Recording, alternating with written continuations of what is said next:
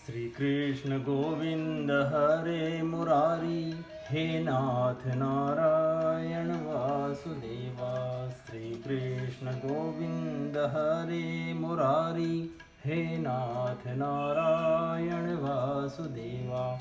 हे नाथ नारायण वासुदेवा, हे नाथ नारायण वासुदेवा।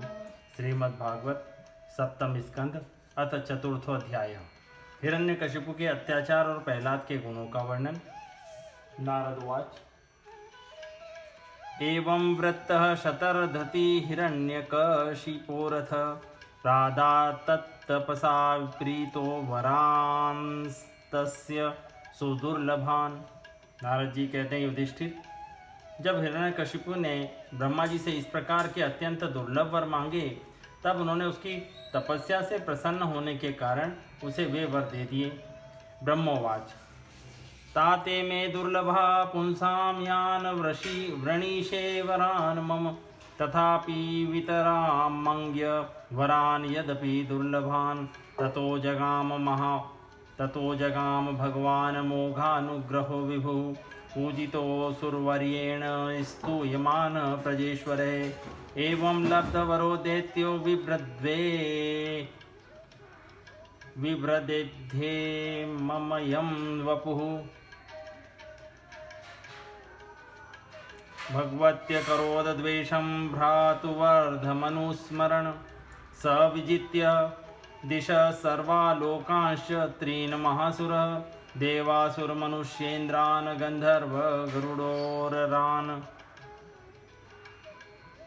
सिद्धचारण विद्याघ्रान् पितृपतीन् मनून् यक्ष रक्ष पिशाचेशान् प्रेतभूतपतीनथ सर्वसत्त्वपतिं जित्वा वशमानीय विश्वजित् जहार लोकपालानां स्थानानि स तेजसा देवोद्यान श्रियाजुष्टमध्यास्ते स्म त्रिविष्टपम् महेन्द्र भवनं साक्षान् निर्मित विश्वकर्मणा त्रैलोक्यलक्ष्म्यायतन मध्युवासाखिलर्धिमत यत्र विद्रुमसोपाना महामारकता भुव यत्र स्फटिककुण्ड्यानि वैदूर्यस्तम्भपङ्क्तयः यत्र चित्रवितानानि पद्मरागासनानि च पयःफेन निभाशय्या मुक्ता धाम परिच्छदः।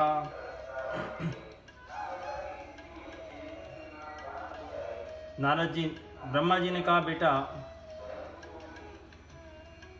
तुम जो वर मुझसे मांग रहे हो वो जीवों के लिए बहुत ही दुर्लभ है, परंतु दुर्लभ होने पर भी मैं तुम्हें वे सब वर दिए देता हूँ। नारद जी कहते हैं, ब्रह्मा जी के वरदान कभी झूठे नहीं होते, वे समर्थ एवं भगवत रूप ही हैं। वरदान मिल जाने के बाद हिरण्यकशिपु ने उनकी पूजा की। तत्पश्चात प्रजापतियों से अपनी स्तुति सुनते हुए वे अपने लोक को चले गए। ब्रह्मा जी से वर प्राप्त करने पर हिरण्यकशिपु का शरीर स्वर्ण के समान कांतिमान एवं हष्टपुष्ट हो गया।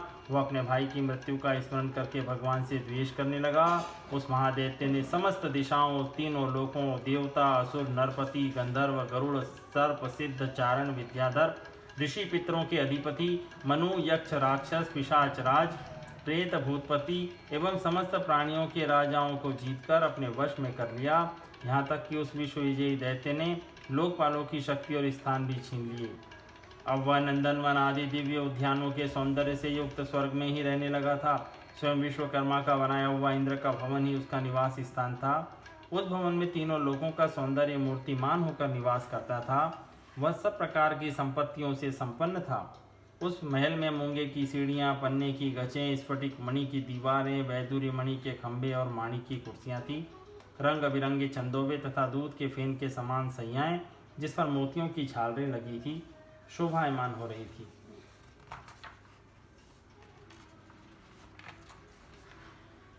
कुजद भिन्नुर परपुरैर्दिव्य शब्दयन्त्य इतस्ततः रत्नस्थलीषु पश्यन्ति सुदति सुन्दरं मुखम् तस्मिन् महेन्द्र भवने महाबलो महामना निर्जितलोकैकराट् रेमे विवन्द्यां घ्रियुगसुरादिभिः प्रतापितैरोर्जितचण्डशासनः तमङ्गमत्तं मधुनोरुगन्धिना विव्रतताम्राक्षमशेषधीष्णय्यपः उपासतोपायनानिभिर्विना त्रिभिस्तपो योगबलोजसां पदं जगुर्महेन्द्रासनमोजसा स्थितं विश्वावस्तुस्তুं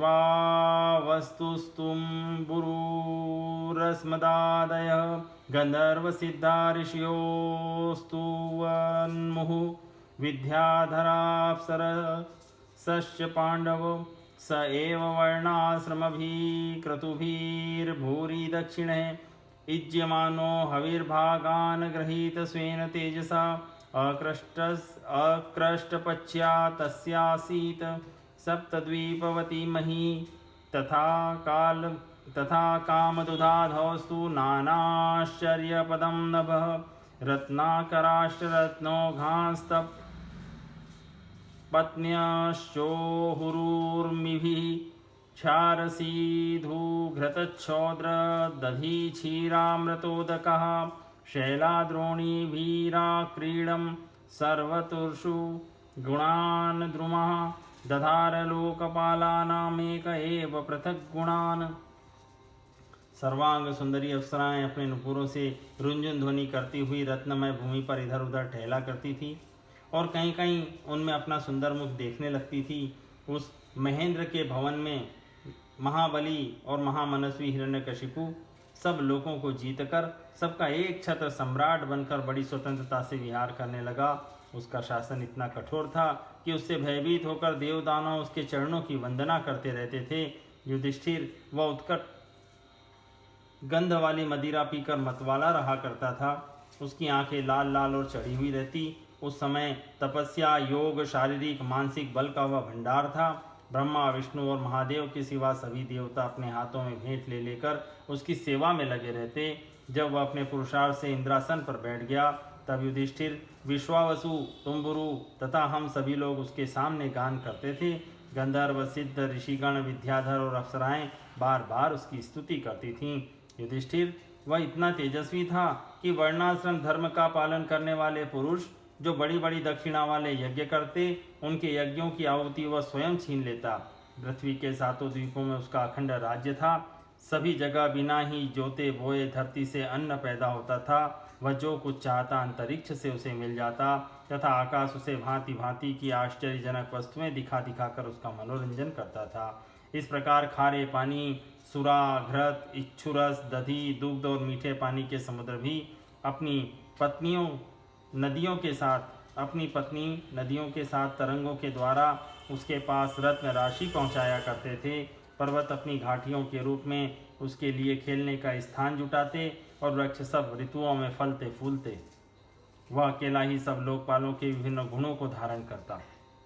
साहित्यम निर्जित कुबेकरां विषयान प्रयान यथोपजोषं भुञ्जानो नात्रप्यदजितेन्द्रियः एवमेश्वर्यमत्तस्य द्रप्तस्योच्छास्त्रवर्तिनः कालो महान् व्यतीयाय ब्रह्मशापमुपेयुषः तस्योग्रदण्डसंविघ्नः सर्वे लोकाः सपालकाः अन्यत्रा लब्धशरणा शरणं युरच्युतं तस्यै नमोऽस्तु काष्ठायै यत्रात्मा हरिरीश्वरः यद्गत्वा न निवर्तन्ते शान्ता सन्न्यासिनो मलः इति ते संयतात्मानः समाहितधियो मलः उपतस्थुर्षिकेशं विनिद्रा वायुभोजनः तेषामाविर्भूद्वाणी अरूपा मेघनी स्वना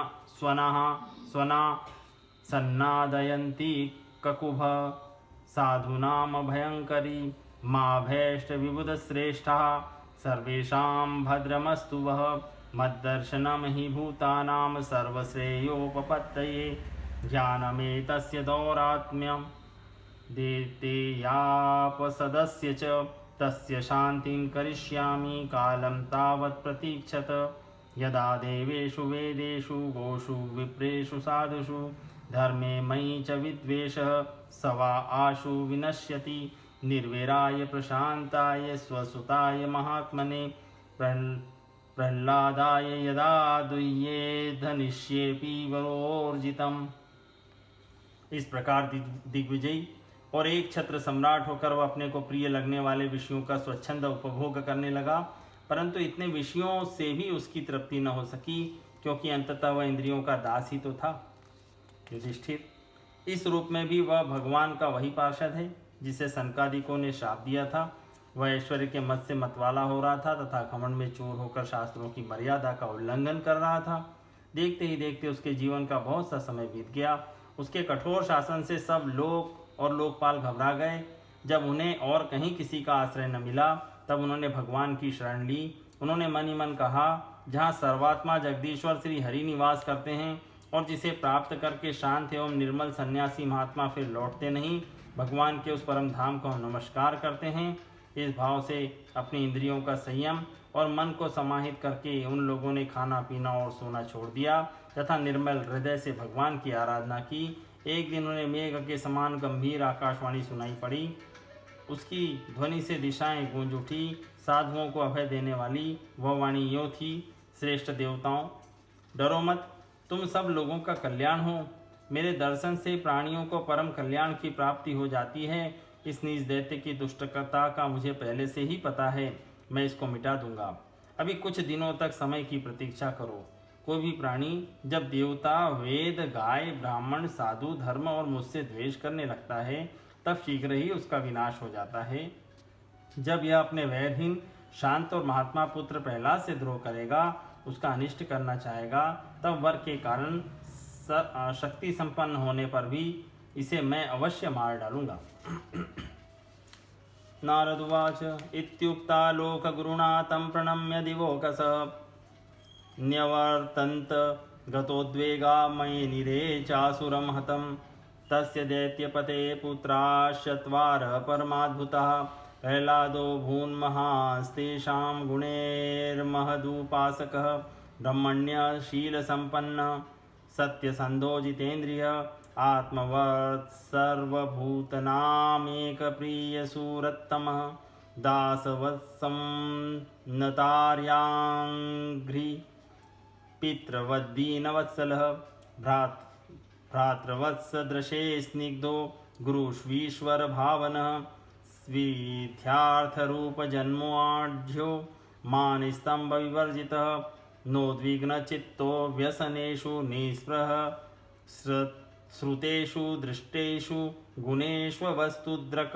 दान्तेन्द्रियप्राणशरीरधिः सदा प्रशान्तकामो रहितासुरोऽसुरः यस्मिन्महद्गुणा राजन् ग्रहन्ते कविभिर्मुहुः न तेऽधुनापिधीयन्ते यथा भगवतीश्वरे यं साधुगाथा सददसीरिपवोऽपि सुरा नृप प्रतिमानं प्रकुर्वन्ति किमूतान्ये भवादृशः।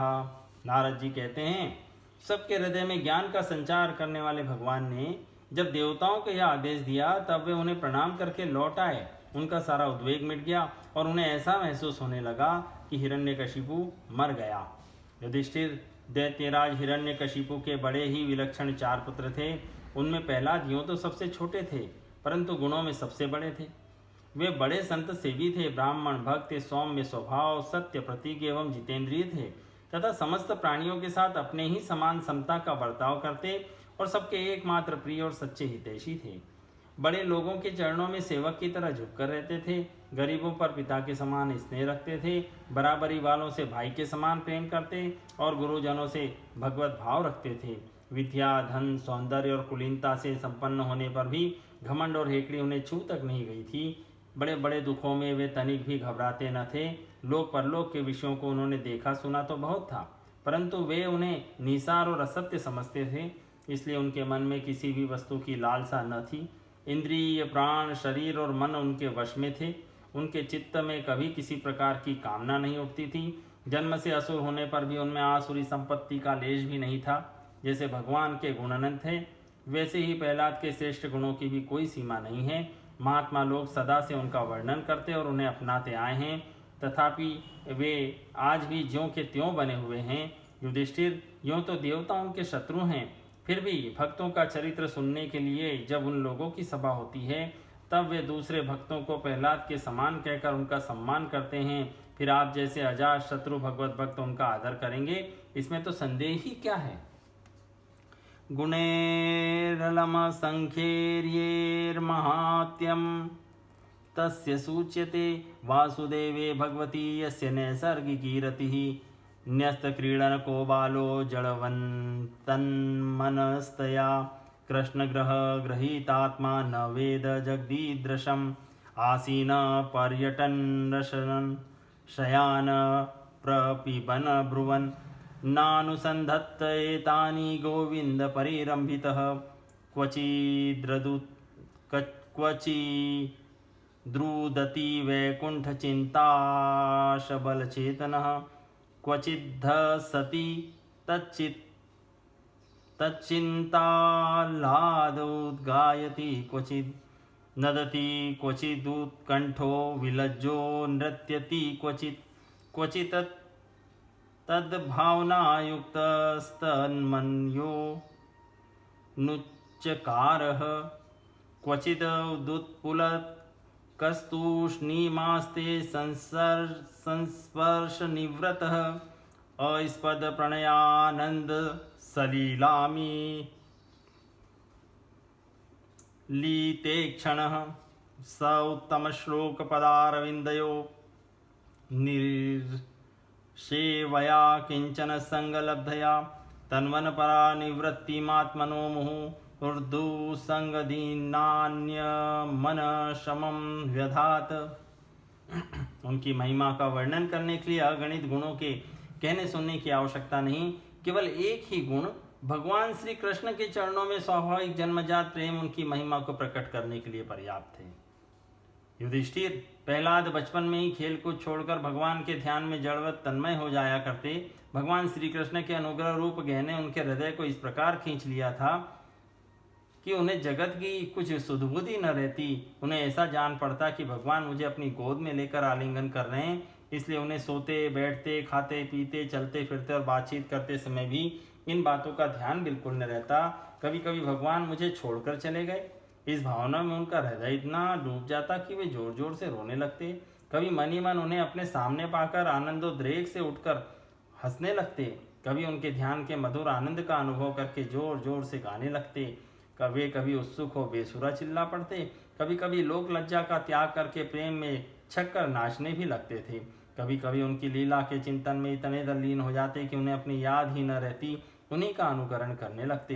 कभी भीतर ही भीतर भगवान का कोमल संस्पर्श अनुभव करके आनंद में मग्न हो जाते और चुपचाप शांत होकर बैठे रहते। उस समय उनका रोम रोम पुलकित उठता, अधखुले नेत्र, अविचल प्रेम और आनंद के आंसुओं से भरे रहते। भगवान श्री कृष्ण के चरण कमलों की यह भक्ति अकिंचन भगवत प्रेमी महात्माओं के संग से ही प्राप्त होती है। इसके द्वारा वे स्वयं तो परमानंद में मग्न रहते ही थे। जिन बेचारों का मन कुसंग के कारण अत्यंत दीनहीन हो रहा था, उन्हें भी बार बार शांति प्रदान करते थे। तस्मिन् महाभागवते महाभागे महात्मनि हिरण्यकशिपु राजन्न करोदघमात्मजे। युधिष्ठिर, प्रहलाद भगवान के परम प्रेमी भक्त, परम भाग्यवान और ऊंची कोटि के महात्मा थे। हिरण्यकशिपु ऐसे साधु पुत्र को भी अपराधी बतलाकर उनका अनिष्ट करने की चेष्टा करने लगा। युधिष्ठिरुवाच देवर्षे तदिच्छामो वेदितुं तव सुव्रत यदात्मजाय शुद्धाय पिता दात साधवे ह्यघम् पुत्रान् प्रतिकूलान् स्वान् पितरः पुत्रवत्सलः उपालभन्ते शिक्षार्थ नैवाघमपरो यथा किमुतानुवशान् साधुस्तादृशान् गुरुदेवतान् एतत् कौतूहलं ब्रह्मन्नस्माकं विधम प्रभो पितुः पुत्राय यद्वेषो मरणाय प्रयोजितः। युधिष्ठिर ने पूछा, नारद जी, आपका व्रत अखंड है। अब हम आपसे यह जानना चाहते हैं कि हिरण्यकशिपु ने पिता होकर भी ऐसे शुद्ध हृदय महात्मा पुत्र से द्रोह क्यों किया। पिता तो स्वभाव से ही अपने पुत्रों से प्रेम करते हैं। यदि पुत्र कोई उल्टा काम करता है तो उसे शिक्षा देने के लिए ही डांटते हैं। शत्रु की तरह वैर विरोध तो नहीं करते। फिर प्रहलाद जी जैसे अनुकूल, शुद्ध हृदय एवं गुरुजनों में भगवत भाव करने वाले पुत्रों से भला कोई द्वेष कैसे ही कर सकता है। नारद जी, आप सब कुछ जानते हैं। हमें यह जानकर बड़ा कौतूहल हो रहा है कि पिता ने द्वेष के कारण पुत्र को मार डालना चाहा। आप कृपा करके मेरा यह कुतूहल शांत कीजिए। इति श्रीमद्भागवते महापुराणे पारमहंस्यां संहितायां सप्तम स्कंदे प्रहलाद चरिते चतुर्थोऽध्याय संपूर्णम्।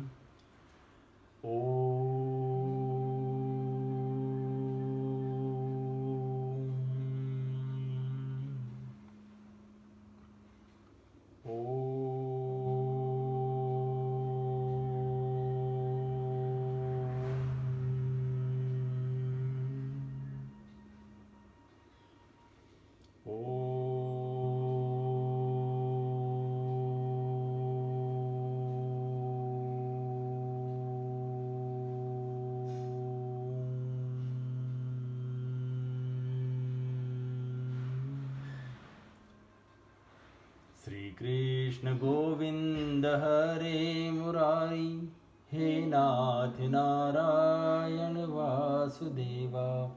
श्री कृष्ण गोविंद हरे मुरारी, हे नाथ नारायण वासुदेवा। हे नाथ नारायण वासुदेवा, हे नाथ नारायण वासुदेवा।